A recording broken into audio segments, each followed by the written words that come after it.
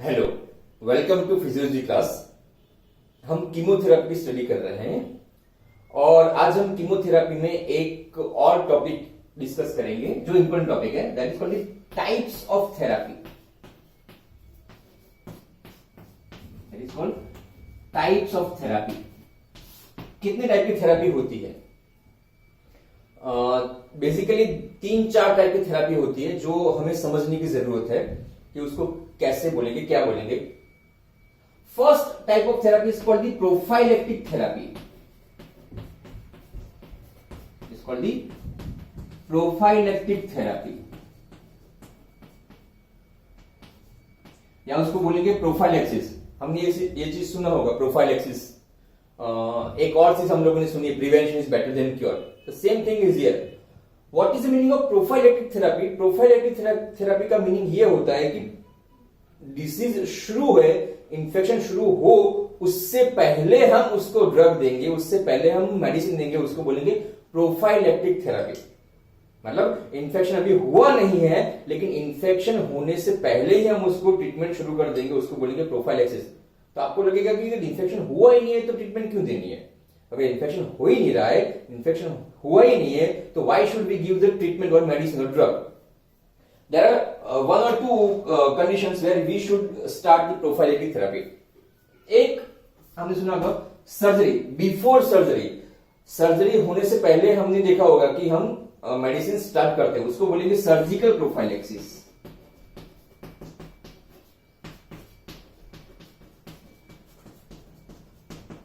Now what is meaning of that? See, जब surgery होने वाली है तो वी ऑलरेडी नो कि सर्जरी होगी तो आपके बॉडी में कट होगा, पूरा डिसेक्शन होगा, स्यूचर होंगे, वुंड होगा। तो वो जो वुंड होगा उसमें ऑब्वियसली अभी आपकी बॉडी, हमारी बॉडी में पैथोजेंस नहीं जा रहे, लेकिन जब आप उसको ओपन करोगे बॉडी को और उसको ऑपरेशन करोगे, सर्जरी करोगे, उस टाइम बहुत चांसेस होते हैं बॉडी में इन्फेक्शन होने का।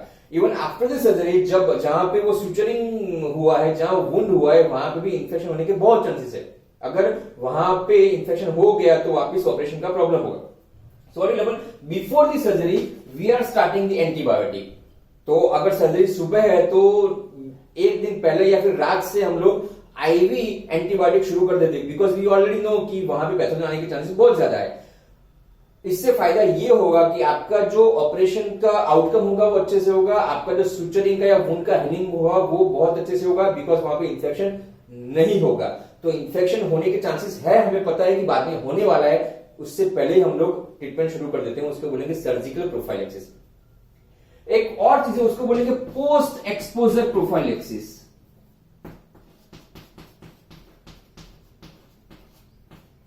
What is the meaning of post exposure prophylaxis?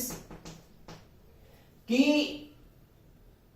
Exposure होने के बाद, बैक्टीरिया या फिर पैथोजन के एक्सपोज होने के बाद, अभी डिसीज शुरू नहीं हुआ, डिसीज हुआ नहीं है, लेकिन उसी वक्त हम लोग शुरू कर देते हैं। एक एग्जांपल मैं दूं, जब मैं मेडिकल में था, जब पेशेंट को ट्रीट करते, पेशेंट को आईवी या वीगो लगाते, उस वक्त ये नॉर्मली हम मेडिको पेरीमेडिकल स्टाफ में बहुत होता है कि ये शुरू में जब नए होते हैं तब there is a injury to needle. आपने पेशेंट को नीडल यूज किया पेशेंट में, और फिर यूज करते वक्त बाय चांस आपकी बॉडी में भी नीडल लग जाती है by accident. So what will happen? One of my colleague, normally शुरू में 1 या 2 नीडल हमें भी कट हो जाती है। उस टाइम मेरे फ्रेंड को कट हो गया, नीडल कट हुई थी। आफ्टर 2 days एक पेशेंट था, उसका एचआईवी पॉजिटिव आया था। He was HIV positive at the time of वीगो। जब ले रहे थे, ट्रीटमेंट कर रहे थे, तब उसको पता नहीं था। आफ्टर 1 or 2 day पता चला कि ही इज एचआईवी पॉजिटिव। अब उनके अंदर जो नीडल डाली है वो नीडल आपकी बॉडी में भी टच हुई, उनमें भी पियर्स की। So what will happen? There is chance of HIV infection in that person also. आपकी बॉडी में भी चांसेस है कि होगा। लेकिन एक्सपोजर होने के बाद अगर आपको पता है कि इट इज पॉसिबल कि ये हो सकता है, तो आप क्या करोगे? एक्सपोजर के बाद प्रोफाइलेक्सिस ट्रीटमेंट होती है। इवन एचआईवी इन्फेक्शन की भी प्रोफाइलेक्सिस ट्रीटमेंट होती है, बहुत कॉस्टली होती है, लेकिन होती है। तो आपको अगर पता चला कि हाँ that person is HIV and I am also exposed to that thing, तो आप इमीडिएटली वो जो ट्रीटमेंट उसका पूरा कोर्स होता है वो शुरू कर दोगे, तो आप पोस्ट एक्सपोजर के बाद ट्रीटमेंट शुरू करोगे। वाई कि जिस वजह से आपको एचआईवी इन्फेक्शन ना हो उसको बोलेंगे पोस्ट एक्सपोजर प्रोफाइलैक्सिस। ये सेम चीज सिफिलिस में भी होती है। जब सेक्सुअल पार्टनर्स होते हैं साथ में, अगर एक सेक्सुअल पार्टनर्स को सिफिलिस है और दूसरे को नहीं है, लेकिन अगर एक्सपोज हुए हैं दोनों, तो जो पर्सन एक्सपोज नहीं हुआ है उसको भी हम ट्रीटमेंट शुरू कर देते हैं, तो उस जो दूसरा पार्टनर होता है उसमें सिफिलिस डेवलप नहीं होगा, तो उसको बोलेंगे पोस्ट एक्सपोजर प्रोफाइलैक्सिस। अभी डिसीज नहीं हुआ है, डिसीज के पहले ही हम लोग उसको ट्रीटमेंट देते हैं, उसको बोलेंगे प्रोफाइलेक्टिक थेरापी। ओके, एक दूसरी थेरापी उसको बोल देंगे एम्पिरिक थेरापी और empiric treatment. What is this empiric treatment? Now see, normal क्या होगा कि अगर पेशेंट हॉस्पिटल में आएगा, अगर हेल्थी पेशेंट है तो इतना प्रॉब्लम नहीं होगा, लेकिन अगर इम्यूनो कॉम्प्रोमाइज पर्सन आया, या फिर बहुत ओल्ड एज वाला पेशेंट आया, या फिर जिसकी हाइपरटेंशन, डायबिटीज या किडनी फेलियर में जा रहा है, ऐसा कोई पेशेंट है जिसकी जनरल कंडीशन बहुत अच्छी नहीं है और वो कुछ इंफेक्शन लेके आया हॉस्पिटल में, तब क्या होगा? नॉर्मली जब आप को ट्रीटमेंट कर दिया तो वी ऑलरेडी नो कि हमें पता है कि ग्राम नेगेटिव तो ये देना है, अगर मलेरिया है तो ये देना है, टाइफाइड है तो ये देना है, वी ऑलरेडी नो। जब पेशेंट आता है at that time what will happen, जब हम उसका सैंपल लेते हैं, ब्लड सैंपल या जहां पे इंफेक्शन हुआ पस सैंपल या फिर और भी कहीं जगह पे सैंपल लेते हैं, तो वो सैंपल का रिजल्ट आने में अराउंड 24 to 72 आवर्स लगते हैं। कल्चर इफेक्ट या सेंसिटिव लैब रिपोर्ट जो आती है तो 24 to 72 आवर्स नॉर्मली होता है। ऐसा नहीं होता कि पेशेंट आपके पास आया और आपको तुरंत रिजल्ट मिल गया, हाँ ये पैथोजन है या फिर ये बैक्टीरिया है।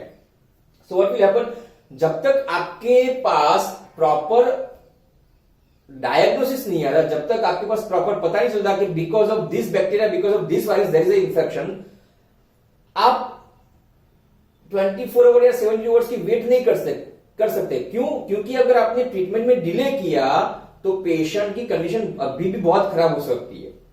अगर हेल्दी पेशेंट है तो प्रॉब्लम नहीं होगा, लेकिन अगर इम्यूनो कॉम्प्रोमाइज्ड पेशेंट है, हाइपरटेंसिव, डायबिटीज, किडनी डिसीज सब हुआ है, तो उसमें आप देर नहीं कर सकते। So here what will happen, हम क्या करते हैं, we are starting a broad spectrum antibiotic. हम लोगों ने फर्स्ट लेक्चर में देखा था what is broad spectrum antibiotic. तो हम क्या करेंगे अभी, सी वी डोंट नो कि कौन सा पैथोजन है या कौन सा बैक्टीरिया है जो इन्फेक्शन कर रहा है, लेकिन हम क्या करेंगे, रिपोर्ट आने से पहले ही हम उनको ट्रीटमेंट देना शुरू करेंगे।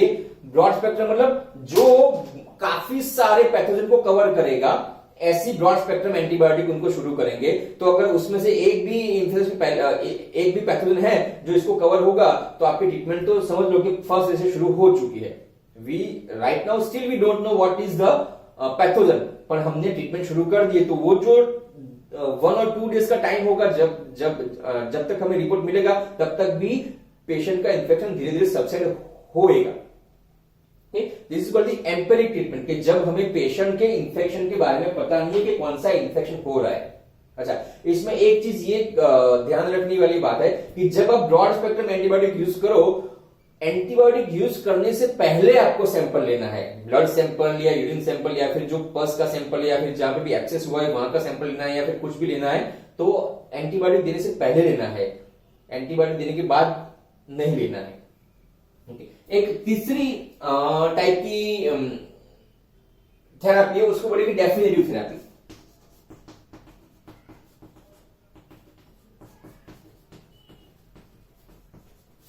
Now what will happen, see आपने शुरू में आपको पता नहीं था पैथोजन कौन सा है, तो आपने ब्रॉड स्पेक्ट्रम एंटीबायोटिक दी। After 1 or 2 day you get the report, culture report आपको मिला कि ये पैथोजन के हिसाब से इन्फेक्शन हो रहा है, ये पैथोजन रिस्पॉन्सिबल है। Then you move from broad spectrum to narrow spectrum. पहले आपने क्या कि बहुत सारे पैथोजन कवर हो जाए, ऐसा अपनी एंटीबायोटिक दी। नाउ यू नो कि which is the exact pathogen, तब आप क्या करोगे कि आपको पता है कि now this pathogen who is responsible for infection, तो आप क्या करोगे, उस पैथोजन को किल करने के लिए जो स्पेसिफिक एंटीबायोटिक होगी वो शुरू करेंगे।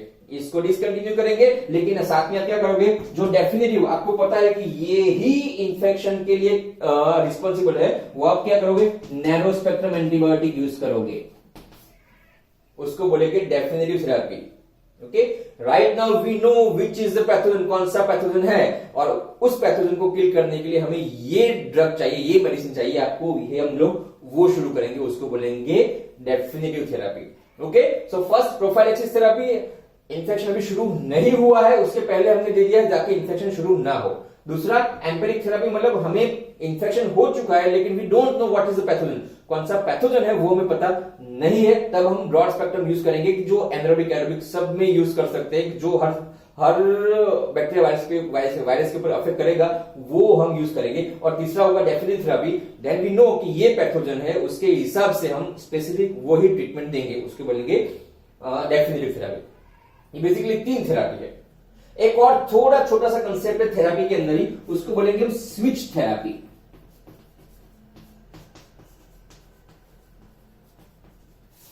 Now what is switch therapy, उसमें क्या होगा कि नॉर्मली जब पेशेंट हमारे यहां आता है, हॉस्पिटल में आता है, तो हम क्या करेंगे, उसको आईवी इंट्रावेनस सब ट्रीटमेंट देंगे, एंटीबायोटिक सब देंगे इन्फेक्शन होगा तो। बट ऐसा नहीं होगा कि फिर after 1 or 2 or 3 or 4 days the patient की कंडीशन स्टेबल होगी, then we will discharge the patient, हम पेशेंट को डिस्चार्ज करेंगे। अब जब पेशेंट डिस्चार्ज होगा तब आईवी की जरूरत नहीं होगी। सपोज एक एंटीबायोटिक का उसका कोर्स 7 डेज का है, लेकिन आपका पेशेंट 4 डेज में हेल्दी हो गया, अच्छे से घूम फिर सकता है, उसका इन्फेक्शन धीरे धीरे सबसाइड हो चुका है, अभी उसको आईवी इंजेक्शन की जरूरत नहीं है। So at the time of discharge आप क्या करोगे कि वो जो रिमेनिंग पार्ट है कोर्स का, रिमेनिंग पार्ट है, अगर 7 डेज का कोर्स है या फिर 10 डेज का कोर्स है, तो आप क्या करोगे, आफ्टर डिस्चार्ज आप आईवी जो ट्रीटमेंट हम यहां पे दे रहे थे, कहां पे, हॉस्पिटल में, हम लोग इंट्राविनस जो ट्रीटमेंट उसको दे रहे थे एंटीबायोटिक, वो चेंज करके आप क्या करोगे, ओरल थेरेपी करोगे। ओके, आप ऐसा नहीं करोगे कि आपने हॉस्पिटल में आया, आप अच्छे हो गए, देन आई विल डिसकंटिन्यू, आपने आईवी से डिसकंटिन्यू किया लेकिन फिर ओरल भी नहीं दोगे, तो वो जो पूरा कंप्लीट कोर्स होना चाहिए वो होगा नहीं। ओके, तो क्या होगा, आपका पेशेंट थोड़ा स्टेबल हो गया, आपने आईवी से 3-4 दिन में उसको कंट्रोल कर दिया, उसके बाद आप उसको क्या करेंगे, ओरल टैबलेट्स या फूड शुरू करवाएंगे कि you should continue for 5 days और 7 days to complete the course, उसको बोलेंगे switch therapy. So these are the types of therapy we are using in the medicine, in the pharmacology: prophylactic, empirical, definitive, and switch therapy. Alright, we are ending today's lecture, and again we will meet in next lecture. Till then, bye and take care. Thank you.